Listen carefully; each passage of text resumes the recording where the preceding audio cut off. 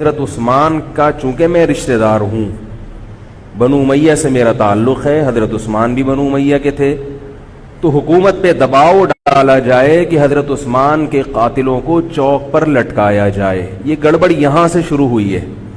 بات آ رہی ہے سمجھ میں؟ حکومت سے مطالبہ ہے کہ حضرت عثمان کے قاتلوں کو چوک پر لٹکایا جائے۔ یہ مطلب نہیں تھا حضرت معاویہ کا کہ حکومت کا اہل میں ہوں، مجھے خلافت دی جائے، میں علی کو نہیں مانتا یا میں علی کو معاذ اللہ برا سمجھتا ہوں، ایسا نہیں تھا۔ آج کل بعض لوگ یہ کہتے ہیں کہ حضرت معاویہ کے حکم سے حضرت علی کو گالیاں دی جاتی تھیں، یہ غلط ہے۔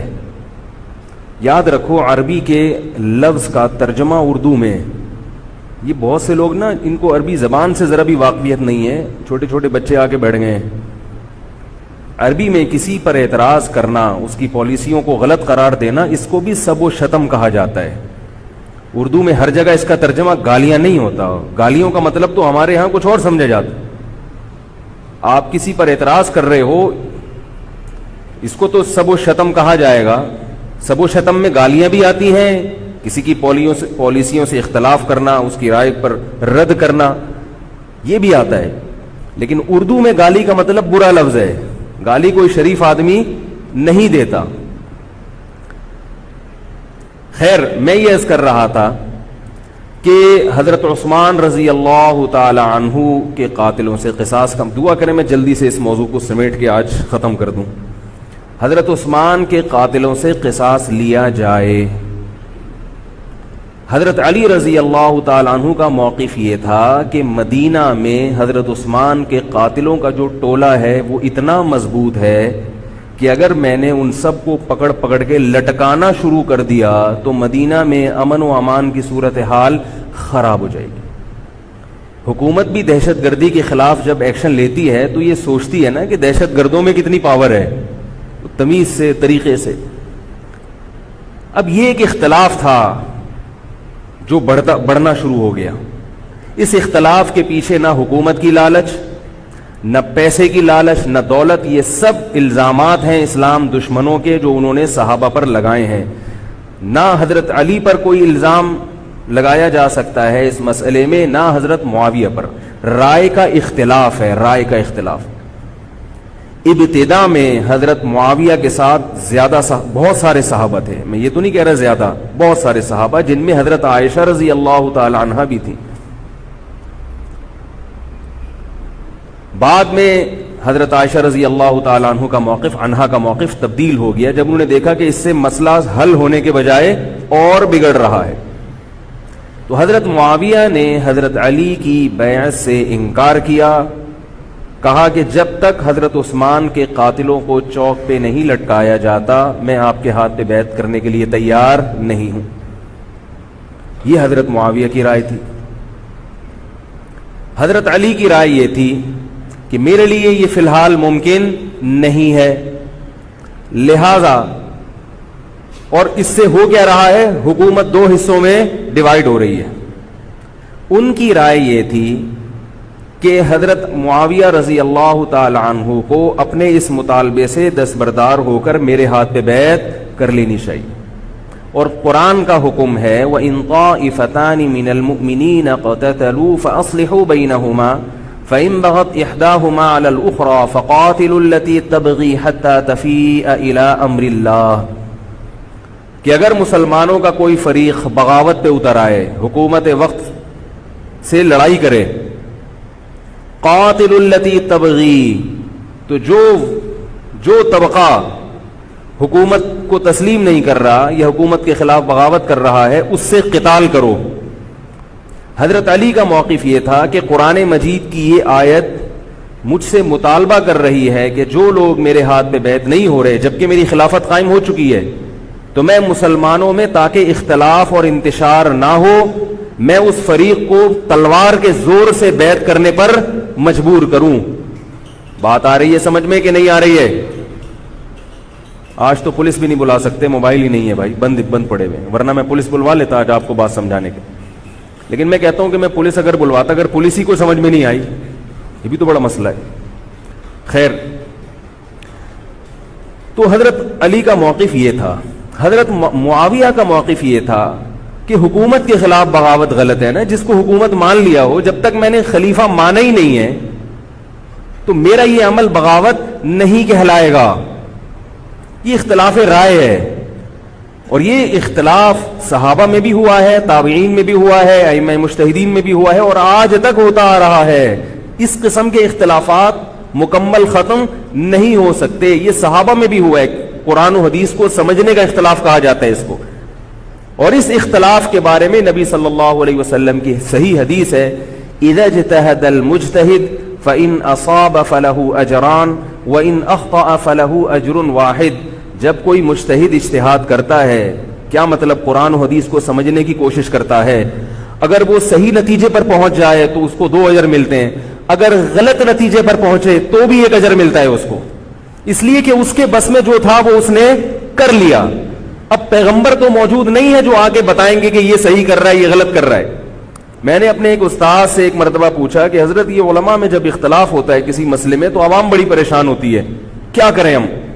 انہوں نے فرمایا کہ عوام کو یہ بتاؤ کہ ہم پیغمبر نہیں ہیں اور ہم پیغمبر سے براہ راست مسئلہ پوچھ نہیں سکتے. ہمارے پاس جو قرآن و سنت ہے اور جو فقہائے کرام نے اس قرآن و سنت کی تشریح کی ہے، جو فقہ کی کتابیں ہیں، ہم اس میں دیکھتے ہیں.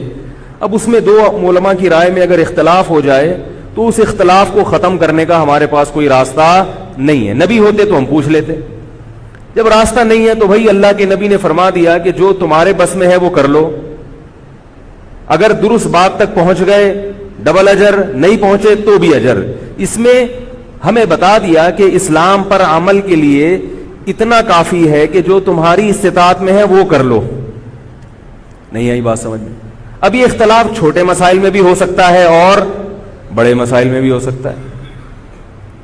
تیسری بھی ایک جماعت تھی. یہ 2 اختلاف تو پتہ چل گئے نا، حضرت علی کا موقف، حضرت معاویہ کا موقف. ایک تیسری جماعت تھی جو یہ کہتی تھی کہ نہ ہم حضرت علی کا ساتھ دیں گے نہ حضرت معاویہ کا، کیونکہ دونوں مسلمان ہیں، دونوں لڑ رہے ہیں، مسلمانوں کو ہم لڑتا ہوا نہیں دیکھ سکتے. ان کا موقف تھا حضرت علی رضی اللہ تعالیٰ عنہ ایک صحابی کے پاس گئے اور ان سے کہا کہ آپ میری جماعت میں شامل ہوں اور اہل شام کے خلاف میرے ساتھ مل کے لڑیں. وہ صحابی گئے کہ لکڑی کی تلوار اٹھا کے لائے. انہوں نے کہا کہ میں نے رسول اللہ صلی اللہ علیہ وسلم سے سنا ہے کہ فتنے کا دور ہوگا، مسلمان آپس میں لڑیں گے، تو تم اس وقت اپنی تلوار کو لکڑی کی بنا لینا. لکڑی کی تلوار کا مطلب جو کسی سے لڑنے کے کام نہ آئے. میں تو نہیں لڑ سکتا. اب حضرت علی نے یہ نہیں کہ اس پہ تلوار رکھ دی ہو کہ نہیں تو جائے گا، یا تو دائرہ اسلام سے خارج ہے، یا تو باغی ہے. ٹھیک ہے، نہیں آ رہی سمجھ میں، چھوڑ دو. آج جو فتنے کھڑے ہو رہے ہیں نا، وہ اس پہ نہیں ہو رہے کہ صحیح کیا ہے غلط کیا ہے. فتنہ اس پر ہو رہا ہے کہ جو مجھے سمجھ میں آ رہا ہے وہ میں تھوپ کے اس کو مسلط کر دوں. مجھے اگر رفع الیدین سمجھ میں آ رہا ہے تو پوری دنیا رفع الیدین کیوں نہیں کر رہی، اور اگر مجھے ترک رفع الیدین سمجھ میں آ رہا ہے تو یہ چند لوگ رفع الیدین کیوں کر رہے ہیں. صحابہ کے دور میں رفع الیدین بھی ہوتا تھا اور ترک بھی ہوتا تھا، پھڈے نہیں ہوتے تھے. صحابہ کے دور میں زور سے آمین بھی تھی اور آہستہ آمین بھی تھی، جھگڑے نہیں تھے. صحابہ کے دور میں امام کے پیچھے فاتحہ پڑھنے والے بھی تھے اور امام کے پیچھے فاتحہ کو ناجائز اور حرام سمجھنے والے بھی تھے، مگر پھڈے بازی بولو بھائی نہیں تھی. تو حضرت علی رضی اللہ تعالیٰ عنہ نے ان صحابی کو مجبور نہیں کیا. حضرت علی کی فوج میں عمار ابن یاسر رضی اللہ تعالیٰ عنہ بھی تھے، زبیر ابن عوام، عبداللہ ابن زبیر رضی اللہ تعالیٰ عنہ، عبداللہ ابن زبیر ابن عوام. حدیث میں آتا ہے کہ جب جنگ صفی میں، جنگ جمل میں دونوں فوجیں آمنے سامنے کھڑی ہوئی ہیں، زبیر ابن عوام رضی اللہ تعالیٰ عنہ نے تقریر کی، اہل شام سے خطاب کر کے کہا کہ اے اہل شام، ہم جانتے ہیں کہ تمہارے ساتھ محمد صلی اللہ علیہ وسلم کی زوجہ ہیں حضرت عائشہ، جو ہمارے موقف سے متفق، یہ صحیح بخاری کی روایت ہے، جو ہمارے موقف سے متفق نہیں ہے، لیکن ہے نبی کی بیوی، اور ساتھ کس کا دے رہی ہے؟ تمہارا. اب اعتدال دیکھیں صحابہ کی رائے میں. فرمایا اللہ کی قسم ہم یہ جانتے ہیں کہ جیسے وہ دنیا میں نبی کی زوجہ تھی جنت میں بھی نبی کی زوجہ ہوں گی، اگرچہ وہ اس معاملے میں ہمارے خلاف ہیں مگر اس کی وجہ سے ہم ان کے جنتی ہونے کا انکار نہیں کر سکتے۔ کیا مطلب؟ ان کی سمجھ میں جو آ رہا ہے وہ اس کے حساب سے کر رہی ہیں، لیکن ہماری سمجھ میں ان کی بات نہیں آ رہی۔ کیوں؟ اس لیے فرمایا کہ ہم یہ دیکھ رہے ہیں کہ اللہ ہمیں نبی کی زوجہ عائشہ رضی اللہ تعالی عنہا کے ذریعے آزما رہا ہے کہ تم نبی کی زوجہ کو دیکھتے ہو یا قرآن کے حکم کو دیکھتے ہو۔ قرآن کہہ رہا ہے کہ خلیفہ کے خلاف بغاوت نہیں ہو سکتی، کائنم من کان، بغاوت کرنے والا کوئی بھی کیوں نہ ہو۔ تو نہ چاہتے ہوئے بھی ہم تمہارے خلاف آگے کھڑے ہوئے ہیں۔ خدا کی قسم اس آزمائش میں ہمیں کس نے ڈالا ہے؟ اللہ نے ڈالا ہے۔ وہ لوگ جو حضرت عائشہ رضی اللہ تعالی عنہا پر تہمتیں لگاتے ہیں، جو حضرت معاویہ کو برا بھلا کہتے ہیں، وہ لوگ حضرت علی اور ان کے ساتھیوں سے سبق کیوں نہیں سیکھ لیتے؟ ایک مرتبہ میرے پاس ایک سوال آیا، سوال کرنے والے نے حضرت معاویہ کی شان میں گستاخی کا پورا ایک باب باندھا ہوا تھا۔ اس نے کہا کہ جس نے نبی کے داماد کے خلاف تلوار اٹھائی وہ اسلام میں معاذ اللہ کیسے ہو سکتا ہے، اور ایسے برے برے القاب کہ میں زبان پہ بھی نہیں لا سکتا۔ میری عادت ہے شارٹ کٹ جواب دینے کی، گل ویلے دی تے پھل موسم دا۔ اتنا ٹائم تھوڑی ہے کہ ہر آدمی کے سوال کو لے کے بیٹھ جائیں۔ میں نے کہا آپ کے جواب میں اتنا کافی ہے کہ یہ وہ الزامات ہیں کہ جس کے خلاف تلوار اٹھائی اس نے بھی یہ الزامات نہیں لگائے۔ مدعی سست اور گواہ چست، نہیں آ رہی میرا خیال ہے بات۔ جو حضرت علی کے ساتھ تھے انہوں نے تو یہ کچھ حضرت معاویہ کے خلاف نہیں کہا، انہوں نے تو وہ تو پھر بھی جنتی مان رہے ہیں، ایک دوسرے کی نماز جنازہ میں شریک ہو رہے ہیں، مال غنیمت کو تقسیم نہیں کر رہے، ایک دوسرے کی عورت پہ ہاتھ نہیں اٹھا رہے، احترام کر رہے ہیں، ایک دوسرے کے پیچھے جنگ ختم ہونے کے بعد نمازیں پڑھی جا رہی ہیں۔ اللہ تعالیٰ نے یہ مثال صحابہ کی قائم کی ہے دنیا کو دکھانے کے لیے کہ ان میں اتنا بڑا اختلاف ہو کہ تلواریں بھی چل جائیں تو وہ اختلاف بھی حدود سے تجاوز نہیں کرتا، اور ہمارے چھوٹے چھوٹے اختلافات میں کیا ایک دوسرے کے خلاف بہتان تراشیاں اور زبان درازیاں ہوتی ہیں۔ تو یہ اختلاف تھا حضرت علی اور حضرت معاویہ کا، جس میں تین فریق تھے۔ ایک حضرت علی تھے، ان کا موقف یہ تھا کہ میرے لیے تلوار اٹھانا واجب ہے۔ حضرت علی کے ساتھ جو لوگ تھے ان کا بھی یہ موقف تھا۔ حضرت معاویہ کا یہ موقف تھا کہ میں باغیوں کی فہرست میں آتا نہیں ہوں۔ کیوں نہیں آتا؟ اس لیے نہیں آتا کہ میں نے خلافت کو تسلیم نہیں کیا، اور ان کے ساتھ بھی صحابہ کرام کی ایک جماعت تھی۔ اور تیسرا موقف، بہت سارے صحابہ یہ تھے جو کہتے تھے ہم کسی کا ساتھ نہیں دیں گے، دونوں طرف مسلمان ہیں، ہماری تلوار سے کسی مسلمان کا خون ہو ہم یہ برداشت نہیں کر سکتے۔ ہماری رائے یہ ہے، اہل سنت والجماعت کی رائے یہ ہے کہ یہ ان تینوں فریقوں میں جو برحق تھے وہ حضرت علی تھے، کیونکہ حکومت تھی ان کے پاس۔ باقی جو دونوں فریق تھے صحابہ کرام کے، ان سے غلطی ہوئی ہے، مگر یہ غلطی اجتہادی ہے، یہ نفس پرستی والی غلطی، حکومت کی لالچ والی، دولت کی لالچ والی، یا ہٹ دھرمی والی یا ضد والی غلطی بولو بھائی نہیں ہے۔ یہ وہ غلطی ہے جس کے بارے میں محمد صلی اللہ علیہ وسلم نے فرمایا کہ اگر مجتہد سے غلطی ہوتی ہے تو بھی اس کو اجر ملتا ہے، کیونکہ اللہ نے قرآن میں فرمایا فاتقوا اللہ ما استطعتم، اللہ سے اتنا ڈرو جتنی تم میں استطاعت ہے۔ تو ان کی جتنی سمجھ میں آیا انہوں نے اس حساب سے کیا۔ تو دو جنگیں ہوئی ہیں، جنگ جمل اور جنگ صفین۔ اب ایک اور بات ہے، تاریخی حقیقت ہے کہ دو جنگوں کے بعد حضرت علی رضی اللہ تعالی عنہ کو خوارج نے شہید کر دیا۔ یہ وہی خوارج جو حضرت عثمان کے قاتل تھے، انہوں نے شہید کس کو کیا؟ حضرت علی کو۔ حضرت علی کی شہادت کے بعد حضرت حسن رضی اللہ تعالی عنہ کی 6 مہینے تقریباً خلافت رہی ہے۔ حضرت حسن رضی اللہ تعالی عنہ نے امت میں جوڑ پیدا کرنے کے لیے حضرت معاویہ رضی اللہ تعالی عنہ سے سلو کر لی، اور خلافت سے دستبردار ہو کر حضرت معاویہ کے ہاتھ پر بیعت ہو گئے۔ نہیں آ رہی میرا،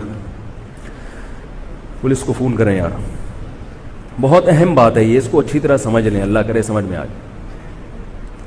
تو جب یہ ہو گیا تو مسئلہ ختم ہو گیا نا.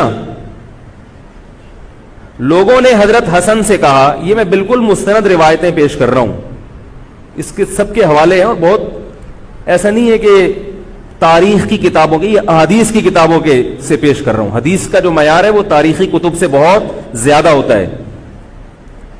لوگوں نے حضرت حسن سے یہ کہا کہ یہ تو عار اور ذلت کی بات ہے کہ آپ کے والد نے جس کے خلاف 2 جنگیں لڑی ہوں, تو آپ اپنے والد کی جس سے دشمنی رہی ہو, بیٹا اس سے بیعت ہو رہا ہے.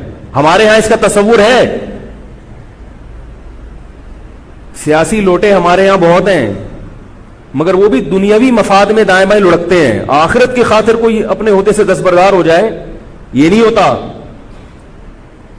حضرت حسن اہل بیت میں سے ہیں. حضرت حسن بیعت ہو گئے کس کے ہاتھ پر؟ حضرت معاویہ. لوگوں نے کہا یہ عار اور ذلت کی بات ہے. تو حضرت حسن کے وہ تاریخی الفاظ ہیں کہ میں دنیا کی ذلت کو جہنم کی آگ پر ترجیح دیتا ہوں. کیا مطلب؟ میں مسلمانوں کو آپس میں لڑتا ہوا نہیں دیکھ سکتا, میں نہیں لڑتا ہوا دیکھ سکتا. اب کوئی اس بیس پر حضرت علی پہ الزام لگائے کہ اس کا مطلب وہ لڑتا ہوا دیکھ سکتے تھے. بھائی ان کا جو موقف تھا, جو ان کی سمجھ میں آیا, وہ انہوں نے کیا. حضرت حسن کا موقف اپنے والد کے موقف سے مختلف تھا. یہ اختلاف رائے ہو سکتا ہے. ان کا موقف یہ تھا کہ بھئی حضرت معاویہ حکومت کے اہل ہوں یا نہ ہوں, یہ ایک الگ بحث ہے. اگر میں ان کے مقابلے میں متوازی حکومت قائم کروں گا تو پھر مطالبہ ہوگا حضرت عثمان کے قاتل سے قصاص, جو کہ ممکن نہیں ہے, اور پھر یہ لڑائی آگے چلے گی. تو بہتر ہے کہ دستبردار ہو جاؤ کہ حضرت آپ ہمارے خلیفہ ہیں, آپ ہمارے امیر ہیں. نبی صلی اللہ علیہ وسلم اس کی پیشگوئی پہلے کر چکے تھے. حضرت حسن رضی اللہ تعالیٰ عنہ کے بارے میں فرما چکے تھے کہ اللہ میرے اس بیٹے کے ذریعے مسلمانوں کے 2 فریق میں صلح پیدا کریں. تو جو اہل بیت سے محبت کرنے والے لوگ ہیں, ان کو بھی چاہیے کہ کوئی ایسا کام نہ کریں جس سے مسلمانوں میں دوبارہ سے اختلاف اور انتشار پیدا ہو جائے. جوڑ کی اہمیت شریعت میں زیادہ ہے. اب جب حضرت معاویہ کی خلافت قائم ہوئی ہے, حضرت معاویہ نے حضرت حسن رضی اللہ تعالیٰ عنہ کے اکرام میں کوئی کسر نہیں چھوڑی. اس پر متواتر روایات ہیں کہ حضرت معاویہ جتنا حضرت حسن کا اکرام کیا کرتے تھے, اتنا کسی کا اکرام نہیں کرتے تھے. بہت زیادہ آپ کو عزت دی حضرت معاویہ رضی اللہ تعالیٰ عنہ نے. حضرت معاویہ کے بعد یزید کی خلافت قائم ہوئی ہے, حکومت قائم ہوئی ہے. حضرت معاویہ صحابی رسول تھے. بہت سارے صحابہ کو آپ کے طریقہ حکومت پر اعتراض تھا, کیونکہ بہرحال باقاعدہ سلیکشن نہیں ہوئی تھی. لیکن پھر بھی صحابہ اکرام نے, جب حضرت حسن بیعت ہو گئے تو باقی کس کو اعتراض کا ہوگا بھائی. پھر حضرت معاویہ رضی اللہ تعالیٰ عنہ کے دور میں بہت جہاد ہوا ہے. اسلامی خلافت, ہمارا جو بر صغیر میں اسلام آیا ہے, اس کا بہت بڑا حصہ حضرت معاویہ کے دور میں اسلام آیا یہاں. حضرت معاویہ کے بعد جب یزید خلیفہ بنا ہے مسلمانوں کا, تو بہت سارے صحابہ نے یزید کے ہاتھ پہ, بہت سارے تو نہیں, چند صحابہ نے یزید کے ہاتھ پر بیعت کرنے سے انکار کر دیا. وہ اتنے تھوڑے صحابہ ہیں جن کو انگلیوں پہ گنا جا سکتا ہے, جن میں حضرت حسین بھی تھے, حضرت حسن نہیں, حضرت حسن کے بھائی, بولو بھائی, حضرت حسین. جمہور صحابہ کا موقف یہ تھا کہ یزید کا طریقہ خلافت اگرچہ غلط ہے, طریقہ حکومت اگرچہ غلط ہے, مگر رسول اللہ صلی اللہ علیہ وسلم کی صحیح احادیث موجود ہیں. نبی صلی اللہ علیہ وسلم نے فرمایا, صحیح بخاری کی حدیث ہے, اسمعوا واطیعوا ولو سلط علیکم رجل حبشی کأن رأسہ ذبیبہ. آپ صلی اللہ علیہ وسلم نے فرمایا, سنو اور اطاعت کرو, اگرچہ تم پر کوئی حبشی غلام مسلط کر دیا جائے جس کا سر کشمش کی طرح پچکا ہوا ہو. کیا مطلب؟ سلیکشن نہیں ہوئی بلکہ زبردستی مسلط ہو گیا کسی بھی طرح سے, اور جو مسلط ہوا وہ کسی بھی لحاظ سے حکومت کرنے کا اہل نہیں ہے, غلام ہے. غلام کبھی بھی حکومت کا اہل نہیں ہوتا, اور غلام بھی حبشی, کالا کلوٹا, گوروں سے جس کو ویسے ہی تبھی نفرت ہو, بھائی ہم سارے سفید ہیں اور یہ ایک بلیک کہاں سے آ گیا دوسری قوم کا آدمی. انسان دوسری قوم کے آدمی کو قبول نہیں کرتا, قوم بھی دوسری, اور فرمایا شکل بھی اچھی نہیں ہے. بھائی حاکم کم از کم شکل کا اچھا ہو تو اطاعت کرتے ہوئے مزہ آتا ہے, شکل بھی اچھی نہ ہو تو آدمی کہتا ہے یار اس کی مانوں میں. عجیب سا ہے یہ فطرت ہے انسان کی. لوگ کوشش کرتے ہیں نا امام لائیں تو شکل بھی اچھی ہو اس کی, یہ کوشش کرتے ہیں لوگ. امام میں پتہ نہیں کیا کیا دیکھ رہے ہوتے ہیں. تو کیا ہے, شکل بھی اچھی نہیں ہے اور عقل بھی نہیں ہے, سر پچکا ہوا ہے کس کی طرح, کشمش کی طرح. صحیح ہے بخاری کی حدیث. مطلب یہ کہ کسی بھی لحاظ سے نہ لک وائز اچھا لگ رہا ہے آپ کو, نہ اس کے اندر صلاحیتیں ہیں, مگر مسلط ہو گیا, کسی نے بھی مسلط کر دیا, تو آپ نے فرمایا اب اس کے خلاف بغاوت نہیں کرنی, اس کی اطاعت کرنی ہے. آپ کہیں گے یہ کیسا حکم ہے بھائی اسلام کا, ایک آدمی نا اہل ہے مگر اس کی مان کے چلو تو مروا دے گا. یہ اس لیے اسلام نے حکم دیا ہے کہ اس کے پاس پاور تھی تو مسلط ہوا ہے نا. کیا خیال ہے بھائی؟ تو اب جب اس کے خلاف چلو گے تو اس سے وہ ہٹنے والا نہیں ہے, وہ خون خرابہ کر دے گا, قتل و غارت کرے گا اور فساد پیدا کر دے گا وہ. کیونکہ اگر وہ کمزور ہوتا تو خلیفہ بنتا نہیں. وہ خلیفہ کی, حاکم کی ڈیفینیشن کیا ہے؟ جس کے پاس قوت نافذہ ہو. ایک دن ایک صاحب کہنے لگے مسلم لیگ کے دور میں, جنرل مشرف کے دور میں اس کو نہیں مانتا, میں اس کو نہیں مانتا. میں نے کہا آپ کے ماننے نہ ماننے سے کچھ نہیں ہوتا, وہ مسلط ہو گیا ہے, جس طریقے ہیلی کاپٹر سے آیا ہو یا فرشتے اس کو لائے ہوں. کیونکہ حاکم کی جو ڈیفینیشن ہے کہ جس کے پاس قوت نافذہ ہو. قوت نافذہ اردو کا گاڑا لفظ ہے. قوت نافذہ کہتے ہیں کہ جب وہ کچھ کہتا ہو تو کر کے دکھا سکتا ہو, چاہے فوج کے ذریعے, چاہے پولیس کے ذریعے, چاہے کسی بھی طریقے. ایک آدمی کو پوری قوم نے سلیکٹ کر لیا مگر اس کی سنتا کوئی نہیں ہے, وہ کچھ کہتا ہے تو اس کے منہ سے الفاظ نکل کے ہوا میں تحلیل ہو جاتے ہیں, چلتی کسی اور کی ہے, وہ جو کہتا ہے کر کے دکھا دیتا ہے. تو اصل حاکم کون ہے؟ جو کہتا ہے اور کر کے دکھا دیتا. اب یہ ایک الگ بحث ہے کہ یہ ظالم ہے, یہ غلط طریقے سے آیا ہے, اس پر بحث ہو سکتی ہے کہ جب یہ غلط طریقے سے آیا ہے تو اس کو قانون کے دائرے میں رہ کے ہٹانے کی کوشش کی جائے. لیکن مسلح بغاوت کرنا, اس کے خلاف بندوق اٹھانا, اس کے خلاف تلوار اٹھانا, اس کی شریعت نے اجازت نہیں دی. میں یہ نہیں کہہ رہا کہ اس کی مخالفت کی اجازت نہیں دی. نبی صلی اللہ علیہ وسلم نے فرمایا سب سے بہترین جہاد ظالم بادشاہ کے سامنے حق بات کہنا ہے. کہنے کی حد تک آپ کو مخالفت کی اجازت ہے کہ بھائی یہ جو وزیر اعظم کا بیان آیا ہے یہ بیان ملک کا بیڑا غرق کر دے گا, ان کی پالیسیاں صحیح, جیسے آج کل ہو رہا ہے کہ اخباروں میں کالم نگار اپنی اپنی رائے لکھتے ہیں حکمرانوں کے بارے میں. لکھنے کی حد تک, بولنے کی حد تک ہے. آپ مسلح دستہ لے کے بغاوت کرنے پر آ جائیں, اس کی شریعت نے اجازت, بول لو بھائی کچھ نہیں ہوتا. یہ قرآن اور سنت سے بات ثابت ہے, اس کی شریعت نے اجازت نہیں دی ہے. کیونکہ آپ یہ کریں گے تو اللہ نے دنیا کو اسباب کے ساتھ جوڑا ہوا ہے. آپ کے پاس کچھ بھی نہیں ہے, نہ آپ کے پاس ٹینک ہے, نہ آپ کے پاس آرمی ہے, نہ آپ کے پاس پولیس ہے, آپ کے پاس صرف جذبہ ہے. خالی جذبہ اگر کارآمد ہوتا تو نوح علیہ الصلوۃ والسلام اور آپ کے ساتھ جو 40 افراد تھے ان میں بہت جذبہ تھا, مگر ایک طرف پوری دنیا تھی. اللہ نے جہاد کا حکم نہیں دیا. اللہ تعالیٰ نے اس دنیا کو صرف جذبات کے ساتھ یا ایمان کے ساتھ منسلک نہیں کیا, اس دنیا کو دارالاسباب بنایا ہے. جذبے کے ساتھ ساتھ کچھ طاقت اور قوت بھی ہونی چاہیے, اور یہ قوت حکومت کے پاس ہوتی ہے, پبلک کے پاس بول لو یار نہیں. اگر پبلک کے پاس ہے تو وہ بھی حکومت کی پالیسیاں ہوتی ہیں کہ یہ بھی لیاری گینگ رہنے دو تھوڑے دنوں کے لیے, ان لوگوں کے پاس تھوڑا سا کلاشن کوفے رہنے دو, حکومت جب چاہے غائب کر دے. یہ جو کلاشن کوفے لے کے لوگ گھوم رہے ہوتے ہیں نا اور بتا رہے ہوتے ہیں ہم امام مہدی کا لشکر ہیں, یہ سب گورنمنٹ کے لوگ ہوتے ہیں. آئی بات سمجھ میں؟ گورنمنٹ کی طرف سے ان کو پرمٹ ملا ہوتا ہے, ورنہ آپ چاقو لے کے بھی جو کھنجر ہے نا وہ بھی لے کے ذرا گھوم کے دکھاؤ.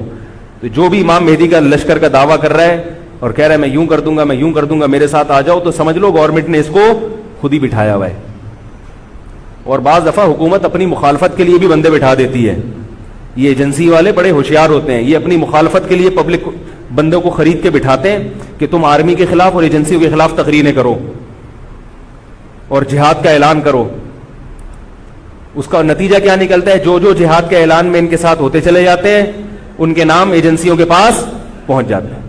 پھر ایجنسیاں کہتی ہیں ابھی ان کو کھل کے جہاد کرنے دو تاکہ جتنے لوگوں میں اس قسم کے جہاد کے جراثیم ہیں وہ تمام آ جائیں اور ایک ہی دفعہ اسپرے کر کے سب کو نمٹا دیا جائے. یہ ایک بچوں کی طرح کبھی اس کو پکڑ لیا, یہ کام نہیں ہوتا. تو اس لیے کہہ رہا ہوں یہ جو نوجوان طبقہ ہے اس کو جہاد کے نام پہ الو بنانے والے ہر جگہ بہت ہیں. الو ضرور بنو مگر کسی اور عنوان سے بن جاؤ, جہاد کے نام پہ الو نہ بنو, کیونکہ کسی اور عنوان سے الو بنو گے اتنا نقصان نہیں ہوگا. اس عنوان سے الو بنو گے تو بڑا بیڑا غرق ہو جائے گا, جیسے کہ بہت سو کا بیچاروں کا ہو چکا ہے. تو میں یہ عرض کر رہا تھا کہ نبی صلی اللہ علیہ وسلم کی صحیح حدیث ہے, اسی طرح صحیح مسلم کی حدیث ہے, آپ صلی اللہ علیہ وسلم نے حاکم کی اطاعت کا حکم دیا. صحابہ نے عرض کیا یا رسول اللہ اگر وہ ہم پہ ظلم کرے تو بھی بغاوت نہ کریں. آپ نے فرمایا وَإِن ضَرَبُوا ظَهْرَكَ, اگرچہ وہ تمہاری پیٹھ پہ کوڑے مارے, ایسا ظالم ہو, پھر بھی بغاوت. یہ میں نہیں کہہ رہا, یہ محمد صلی اللہ علیہ وسلم کے الفاظ ہیں. کیوں؟ اس لیے کہ آپ صلی اللہ علیہ وسلم نے اتحاد پہ زیادہ زور لگایا ہے. بھائی حکومت ایک ہوگی جیسی مرضی لنگڑی لولی ہو, مگر مسلمان کی جو ایک یونائٹی ہے, جو ایک اتحاد ہے, وہ تو برقرار رہے گا نا. اگر آپ کمزور ہو گئے تو کتنا مرضی ایمان ہو, کمزور آدمی دنیا میں کہیں بھی نہیں پنپ سکتا. تبھی میں کہتا ہوں پاکستان کی قدر کرو. جیسا مرضی ہے, ایک مضبوط آرمی تو ہے نا, ایٹم بم تو ہے, جیسی مرضی آرمی ہو, لیکن ہے تو نا. اگر یہ ختم ہو گئی اور نیک نیک لوگ آ گئے مگر اتنے پاورفل نہ ہوئے, وہ آپ کو انڈیا سے نہیں بچا سکتے, وہ آپ کو امریکہ کے شر سے نہیں بچا سکتے, کیونکہ اس وقت پوری دنیا پاکستان کی دشمن ہوئی ہوئی ہے سوائے چند ممالک کے. اور وہ جو ملک بچا ہوا ہے یہ میرے اور آپ کی تقریروں سے نہیں بچا ہوا, یہ ایٹم بم سے بچا ہوا ہے. اللہ نے دنیا کو اسباب کے ساتھ جوڑ دیا ہے. ایٹم بم بھی ہے اور پھر ایمان کی طاقت بھی ہے کسی حد تک, جو کہ بہت ہی شارٹ ہو گئی ہے ایمان کی طاقت. تو دونوں چیزیں چلتی ہیں ساتھ, صرف بم بھی کافی نہیں ہے. اللہ نے فرمایا اگر تم تقوی اختیار کرو گے تو اللہ تمہاری مدد کرے گا, ورنہ نہیں کرے گا. تو دونوں چیزیں ضروری ہیں. تو حضرت معاویہ کے بعد یزید کے بارے میں جمہور صحابہ کا موقف یہ تھا کہ یہ جیسا مرضی ہو, ظالم ہو, عادل ہو, یہ ایک الگ بحث ہے, مگر ہے بہرحال یہی. پاور کس کے پاس ہے؟ اسی کے پاس. حضرت حسین رضی اللہ تعالیٰ عنہ کا موقف یہ تھا کہ میں یزید جیسے آدمی کے ہاتھ پر بیعت کرنے کے لیے تیار. بولو بھائی, نہیں, میں نہیں بیعت کرتا اس کے ہاتھ, کیونکہ یزید کے بارے میں خبریں تھیں. بعض کہتے تھے شراب پیتا ہے. حضرت مفتی محمد تقی عثمانی صاحب کا انہوں نے فرمایا ہے کہ کسی مستند روایت سے ثابت نہیں ہے شراب پینا. روایتیں ہیں مگر کوئی اوتھینٹک روایت نہیں ہے. تو اب نتیجہ کیا نکلا کہ حضرت حسین رضی اللہ تعالیٰ عنہ کے پاس کوفہ سے خطوط آئے. کوفہ کا گورنر تھا ابن زیاد, وہ بھی یزید کا آدمی تھا, بڑا ظالم آدمی تھا وہ. اہل کوفہ کے خطوط آئے کہ آپ آ جائیں یہاں پر, یہاں سب لوگ آپ کے ہاتھ پر بیعت کرنے کے لیے تیار ہیں. حضرت حسین کا خیال یہ تھا کہ اگر یہ سب تیار ہیں تو یزید کی حکومت بغیر لڑائی کے, بغیر بڑے قتال کے, مسلمانوں کے خون خرابے کے بغیر ختم ہو سکتی ہے. آئی بات سمجھ میں؟ جو انفارمیشن آپ کو ملی تھی, جو نالج آپ کو ملی تھی, وہ نالج غلط تھی. اگر وہ نالج صحیح ہوتی تو حضرت حسین کبھی کربلا کی طرف رخ نہ کرتے, کیونکہ حضرت حسین کا موقف بھی یہی تھا کہ مسلمانوں کی تلواریں آپس میں نہ چلیں. حضرت حسین رضی اللہ تعالیٰ عنہ کے پاس جب 50 سے زیادہ خطوط آئے ہیں اہل کوفہ کی طرف سے کہ آپ آئیے, آپ آئیے, آپ آئیے, تو پہلے حضرت حسین رضی اللہ تعالیٰ عنہ نے اپنے رشتہ دار جو آپ کے چچزاد تھے مسلم بن عقیل, ان کو بھیجا. نتیجہ کیا نکلا؟ مسلم بن عقیل کا وہاں پر حکومت نے گرفتار کر کے ان کو قتل کر دیا. اب یہ ایک ایسا ظلم تھا جس کے ظاہر ہے کہ کسی کو سفیر بنا کے بھیجا جائے, کسی کو حال احوال دیکھنے کے لیے بھیجا جائے, اور حضرت حسین کی نیت ہرگز بغاوت کی نہیں تھی. مگر کوفہ کے گورنر کو اور یزید کو یہ خیال تھا کہ خلافت کے اصل اہل یقیناً یہی ہیں, کہیں ایسا تو نہیں ہے کہ یہ امیر بننا چاہتے ہیں, یہ خلیفہ بننا چاہتے ہیں. ایک خوف اس کے دل میں بیٹھ گیا تھا, ایک لاشعور میں خوف ہوتا ہے نا انسان کے دل میں بیٹھ جاتا ہے کہ آپ 100 دفعہ بھی کہیں بھی میری یہ نیت نہیں ہے, مگر وہ ڈر رہا ہوتا ہے. کہ یار یہ کچھ کر نہ لیں.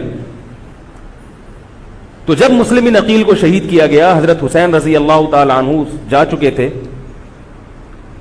جب حضرت حسین رضی اللہ تعالی عنہ کوفہ کی طرف جا رہے تھے، بہت سارے صحابہ نے آپ کو منع کیا، جن میں عبداللہ ابن عمر رضی اللہ تعالی عنہ بھی تھے، عبداللہ ابن عباس رضی اللہ تعالی عنہ بھی، کہ آپ یہ کام نہ کریں.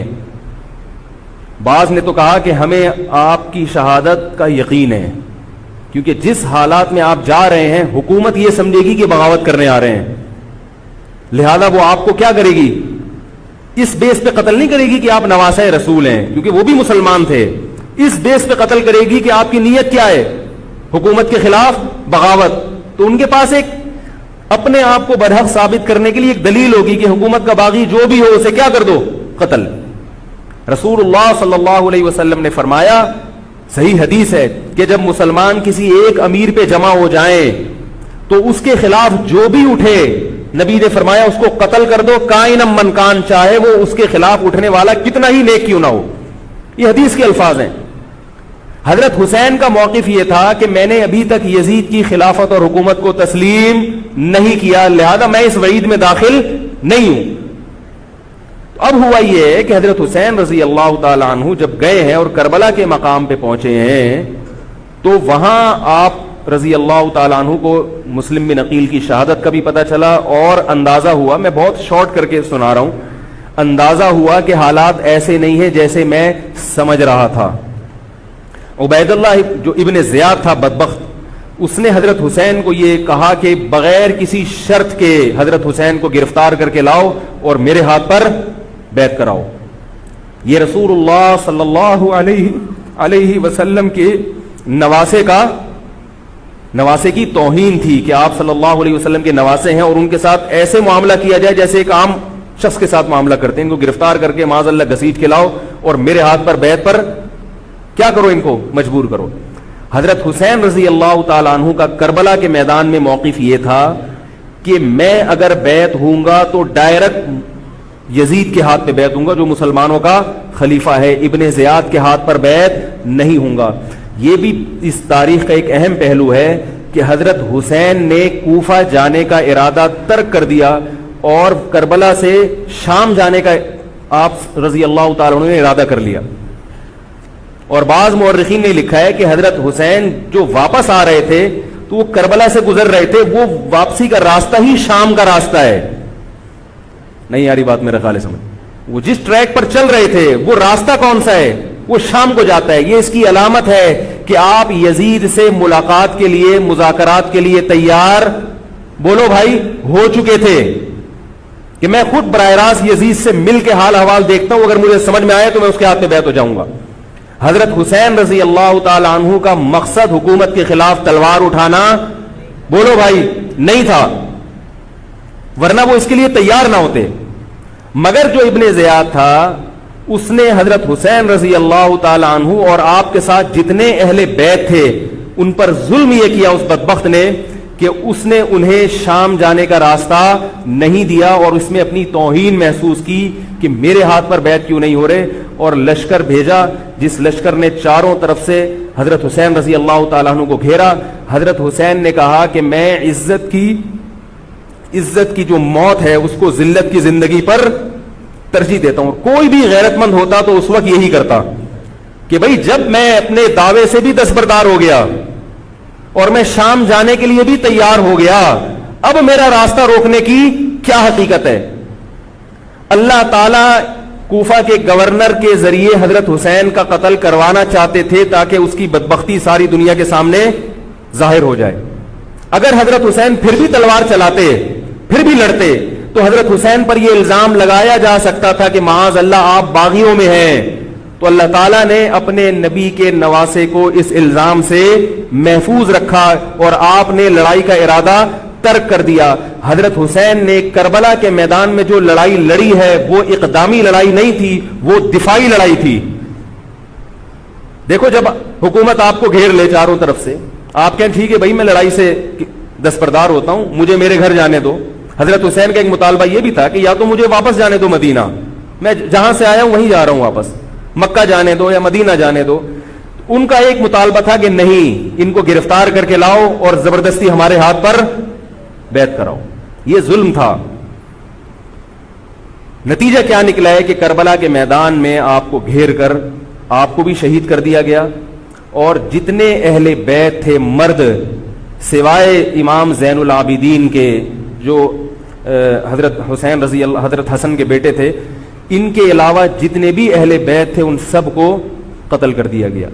اور یہ اسلامی تاریخ پر ایک بدنما داغ ہے یہ واقعہ کہ ایک اسلامی حکومت تھی اور اس کے اسلامی حکمران تھے، اور ان حکمرانوں کے ہاتھوں محمد صلی اللہ علیہ وسلم کے نواسے کا سر جو ہے وہ گردن اڑائی گئی ہے. مجھ سے خدا کی قسم یہ الفاظ ادا نہیں ہو رہے، میں اپنے جذبات پہ بہت زیادہ کنٹرول کر رہا ہوں.